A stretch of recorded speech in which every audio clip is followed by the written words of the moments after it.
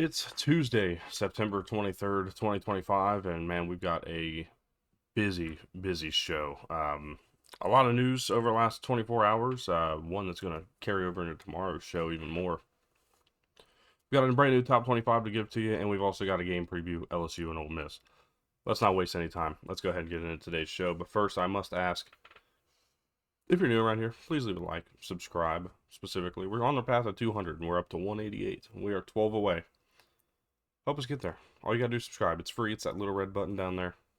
All you gotta do is do that. Helps us out a ton and keeps you finding these videos because we do this all year round and we don't slack. We don't cut corners on how we do this. So appreciate everybody for tuning in. Appreciate y'all for being here. And with all that said, let's go ahead and get into today's show. And we've got bad news to start on a lot of fronts, but I'm going to start with one that kind of hit me close to home yesterday. It was announced yesterday that Sunday, former Appalachian State head coach Sean Clark passed away. Was fighting off I won't say illness.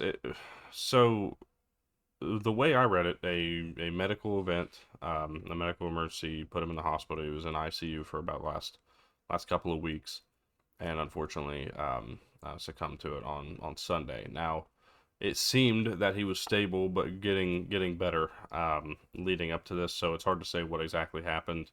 I'll leave that for if that ever comes out later on. It's not my spot to really say that, but that was a tough one. Obviously, for those who haven't been around or don't know exactly kind of a little bit of my background. I didn't go to school. I haven't gone to college at all. But while I was in the military, my girlfriend at the time, still girlfriend, went to Appalachian State, and I got to go to a handful of games, watch Sean Clark as a head coach, and enjoyed him for a good portion of time. It just seemed like the team never really kind of got off of where they picked up. We picked up from Eli Drinkwitz, and that's obviously a very tough place to do to come up from, but they they were always super fun to watch, always a blast. He loved it there. That was one thing we know for sure. And obviously he was an All-American at the FCS level for App State back in his playing days. And yeah, so it was just a tough one to see. Definitely, in a year that we've seen so many tough losses, or at least that I've seen so many tough losses, close to me, or people that I, was fond of growing up. We've had a lot of loss around the show, and that's unfortunate. But unfortunately, it's also part of life. But it stinks. It stinks to see somebody so young taken so soon. Was a member of the UCF coaching staff at the time, and that just prayers to his family and hoping for some closure during this time, because believe me, I know it's not easy. And yeah, so it just kind of again hit me close to home, being around that program for a couple of years, being able to see it happen. And yeah, it's just a tough one. So rest in peace to Sean Clark, and again, thoughts are with his family during this time. Again, it's super difficult. Moving on from that, we got to go to Stillwater, Oklahoma. Mike Gundy was fired this morning, and comes less than 24 hours after he gave an interview saying that he 100% plans to be here in the future and after 2025. Apparently, him and the AD weren't on the same page in that interview yesterday. We saw this coming, right? This is a team that went 3-9 last year. Started 1-2 this year, and really isn't picking up anywhere. Like, it seems as though this is going to continue to go downhill and further downhill until ultimately, something changes. And unfortunately for Mike Gundy, it's the head coaching position. And 21 years at a school is incredible. 170-90 was his record, but they've lost 11 of their last 12, and specifically they've lost 11 straight FBS opponent games, or games against FBS opponents. And that's pretty unacceptable no matter where you are, but especially at especially at Oklahoma State, a school that you expect to beat the Tulsas of the world, or the lower Big 12 teams, and not be one yourselves. Oklahoma State's been in contention for the Big 12 seemingly over the last decade and a half up until last year, and they were just in the Big 12 championship game a couple years ago. So this is certainly a bit of a surprise to me, anyways. It's a bit of a surprise to have seen the fall off, but it's not a surprise to see him be fired after what we've witnessed. We went into last weekend, saw them lose to Tulsa, and we said it here on Saturday that we thought Mike Gundy was probably going to be fired this week, and that certainly is what happened. So, how do they move forward? We'll cover all that tomorrow. That's going to be tomorrow is a pretty light show as far as I'm aware, because I got to pre-record it today to get it out tomorrow. So, tomorrow it's going to be all about how Oklahoma State moves forward. A lot similar to what we did with Virginia Tech and UCLA. We're going to do it with Oklahoma State as well. Kind of talk about what their path forward is as a school and as a program. So, with that said, let's move into some other stuff here today. And my top 25 was interesting to put together this week. I didn't really know what direction I wanted to go. Kind of, I do a little bit of both. I go off of like, what did I think last week and what's the body of work so far this season? And, I at the same time, it's hard to punish a team, that we haven't seen, that there wasn't really any intent or reason to drop them. So I'll kind of explain my thinking on some of these, and let's get into it. So, rolling it out at number one, Ohio State remains there. They're going to stay there really until they lose. And same thing with Penn State. Like, these two teams have been 1 and 2 for me. I don't really see a need to change it. I think they are, so far, they've been the two most consistent teams in the sport. So, or two of them. So I'm not terribly worried about it. Even though, Ohio State struggled against Texas, they get a big test this weekend. Penn State gets a big test this weekend. That'll settle itself out pretty quick. As for my number 3, LSU stays there. The Clemson win certainly is not holding up the way we thought it would. That I can say with certainty. But I will say I think it's still an impressive win. I mean, you got Clemson at their highest, their peak confidence, and you went to the wire with them, but you won, and you probably should have won by a little more. I'm not particularly holding this LSU Clemson game in a whole bunch of high favor, especially if LSU starts losing. But as long as LSU wins and continues to do so, LSU is going to stay up there because, again, you got Clemson at their best. You face them at their best. And even if their best isn't that good, you face them at their best in their place and beat them. I'm going to leave them at 3 for the time being, unless I can start to see some reason to change. So Georgia, Miami, and LSU too, all 3 of them I had a very similar discussion on, and it's based around what have we seen from them, their strength of record, along with strength of schedule, right? LSU's win against Clemson certainly is not holding up the same way, but again, I've already explained to you why I think the way I think on that. Georgia and Miami have very similar top-end wins, right? Tennessee and Notre Dame. Those are your top-end games. And those are good wins. Now, Miami has that win over USF that sure it holds up, but I just don't think I think we got a little over the top on that win that USF had against Florida and what it meant really in reality.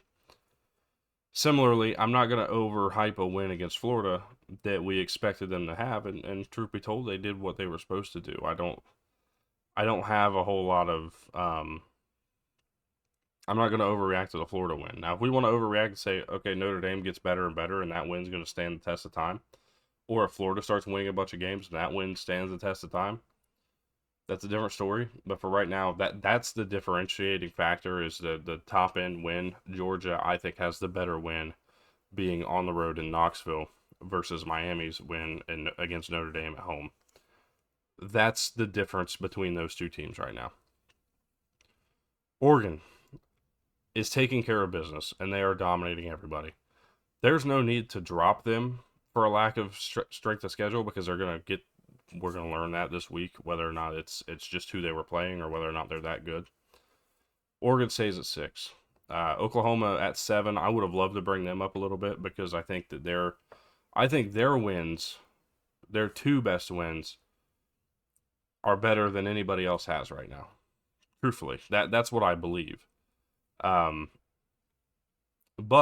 if I were to watch anybody else, anybody in that top 6 play Oklahoma, I think they would be favored.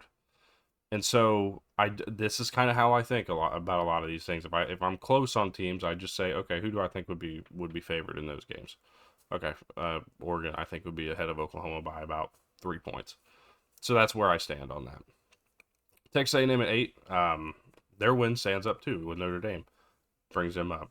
Texas, a good win over Sam Houston, but it's Sam Houston. Let's move on from that. We'll see how they stand again through their SEC schedule. Texas Tech at 10, a good win over Utah, but they don't have the top end wins. And really, from here on out, nobody's got a win that's overly impressive right now. Indiana, well, okay, let me take that back for just a second. Indiana's win is super impressive, but I don't know if it's because Illinois is just not as good as everybody projected them to be, or it's because Indiana's way better than everybody thinks they are. I don't know the right answer to that question. I'm putting Indiana at 11. I like where they're at. I think they would sit right around this range. They'd be favored against Michigan, probably favored over Tennessee right now, and so on and so forth. And I think they would sit right about maybe a pick 'em with Texas Tech. So I like that right now. Michigan at 12. They move up 1 spot for me. Remember, I had them at 18. They kind of turned things around and just looked outright better against Central Michigan. That's why I brought them back into the conversation a little bit. And they're staying in that conversation. They are, I don't think they're a Big Ten championship team. I just don't see that being the case. But what I do see is a team that certainly can make the playoffs and maybe cause a little bit of mayhem in that. This is a team that's going to only get better as the year goes on. The more comfortable Bryce Underwood gets, the better he gets. You know, the more willing they are to take those downfield shots, the better Justice Haynes and Jordan Marshall play, and just kind of finding the confidence in the receiving room. The defense is good. I don't think there's a whole lot to worry about on that side of the ball. You know, we're 1 Hail Mary away, if you're talking about Michigan, we're 1 Hail Mary away from that game being probably a 3-score game. And that momentum builder there, the unsportsmanlike conduct penalty, the taunting penalty on Brandon Hillman, that ultimately led to another score that would bring that to within 3, I think it was at that time. We are a few different mistakes away from this being a completely different ball game. Sorry, that led to a field goal, but the point remains the same. Those couple of mistakes and just overall coaching blunders, you know, one coaching blunder and then a player mistake, turn this from a 34-17 game into a 30-27 game. And I think we all can say that we saw the same thing. That Michigan controlled that game, was in control of that game the whole way through. Unfortunately, you know, those mistakes make that look a little closer than they are. Tennessee at 13. Really like what they've been doing. Their offense is unbelievably good. I'm very surprised with Tennessee. I will be honest. I did not see what they're doing this year coming. You know, you lose a guy like Squirrel White on the receiving room, and you see Chris Brazell, you're like, okay, good, that's going to be fine. And you still wondered, like, who's number 2, and really they haven't needed to find that number 2 yet. We'll see what happens. They also continue to pound the rock. They're really good on the ground. Love what Tennessee's done so far. They're at 13. TCU 14, and Iowa State drops from 12 to 15. Really just because that Arkansas State game doesn't hold up. You know, like Arkansas State, I know it was on the road. I know it's a weird thing to do, but they're not good, and that game is not really holding up its end of the bargain. So, and Kansas State's not really holding up its end. So, Iowa State's their strength of record is just kind of dropping, bringing them down a little bit closer to earth. Georgia Tech at 16. Love what they've done so far. They can only continue to rise. Unfortunately, there was just no room to move them further up. Notre Dame at 17. They rise a couple spots. Arizona State rises after their win over Baylor. That's a big win in the Big 12 race. Florida State at 19. I'm not buying as hard as everybody else is yet. I know they're a top 10 team in the AP. I know everybody's looking at them there. I just don't see them as that team yet. I need a little bit more out of them because I'm also not bought into Alabama being that good. So there's just a few things that need to be touched up. Auburn at 20. I'm not punishing them for a close loss at Oklahoma. I thought they played pretty well. Their offensive line was a bit of a problem, but beyond that, I thought they played a really good game. This is a team that could certainly go out and win 9 games. That's my belief is they can go out and win 9 games. I'm going to keep them at 20. 21 Vanderbilt. Maybe I could swap those two. Maybe I could swap Vandy and Auburn. Because Vandy's looked really good, and they certainly matched up after that loss last year to Georgia State. They came out and took them apart. They get Utah State this week. I'm not overly worried about that game. They'll get back to SEC play after that. USC at 22. We got a comment yesterday from a friend of mine, Colin Bashnagel, follow him at Bash's CFB show, about USC and Jade Mayava being entered in the Heisman conversation, and I would certainly not argue the sentiment there. We're getting some opportunities here in the near future to totally prove whether or not he is or is not a Heisman contender. Right now, we just don't have the strength of schedule to completely say it, but we're not far off of being able to say, yeah, Jade Mayava is a Heisman Trophy candidate. I like USC at 22. They're looking pretty good early this year. This game right here might be one of those opportunities, right? If Jade Mayava comes out and throws for 3 or 4 touchdowns against Illinois on the road in Champaign, maybe we start entering him into that conversation. Illinois at 23, they got destroyed last week, and there's no real excuse. There shouldn't be, at least for why that happened or how that happened. I still think they're a good team. I just don't know how good they truly are. Like, I don't want to look. I want to stick to what we've seen on the field and not what I originally thought of these teams. And what we've seen on the field is a decent team so far. They one down week. They come out and they lose and don't look good against USC. Of course they're dropping out because they're already at 23. But not only that, it's going to be a lot harder for them to pull themselves back into the top 25 as well. 24 is Ole Miss. This comes from the slight bit of doubt I have about how the roster is going to be handled and how the quarterback position is going to be handled. We'll talk a little more about this with the game preview. But Ole Miss at 24. Alabama stays at 25. I'm still not bought in and sold and on anything that's going on right now for them. We'll just kind of watch it and see what happens. But right now, not bought in. We'll see. This Georgia game could certainly change my tune. The same way the Tennessee got a huge bump from their game against Georgia. Same thing could happen this Saturday after Alabama plays them. So that's the top 25. Let me know what you guys think. Let me know who I missed out on. Dropping out are Tulane and Utah, by the way. But let me know who I may have missed out on, who I'm overlooking. Missouri's like my first team out, for those who may be curious. Moving on, let's preview this thing. LSU and Ole Miss, 2 4-0 teams. Ole Miss has 2 conference games in hand. LSU's got their 1 win in conference play. 2 teams that are decent. LSU's not really scoring a bunch of points, but their defense is doing an amazing job. Really impressed with what Blake Baker's done so far this year. As for Ole Miss, they are putting a lot of points on the board, and they've looked the best with Trinidad Chambliss at quarterback, and that's where the storylines begin. Trinidad Chambliss has been the starter, but Austin Simmons is questionable this week. Lane Kiffin said he's not sold, but his comments were very interesting to me, right? Because usually there's either a battle or there's not, or you instill confidence in whoever you're going with, right? Well, what he said was at 100%, Austin Simmons was our starter, and so we'll see how close he is to 100%. Okay, so that answers that question. If Austin Simmons is ready to go this weekend, he's going to be the guy on the field. That changes my tune about this whole game. And I wrote down 2 picks for this game because I have a pick with Austin Simmons and with Trinidad Chambliss, which is crazy because I never thought a quarterback would make that much of a difference, but you're going to have to hear me out on this when we talk about it. First off, this game's at 3:30 p.m. on ABC. It's in Oxford, of course. Um, Hemingway Stadium is going to be rocking for this game. The Rebels have charged here.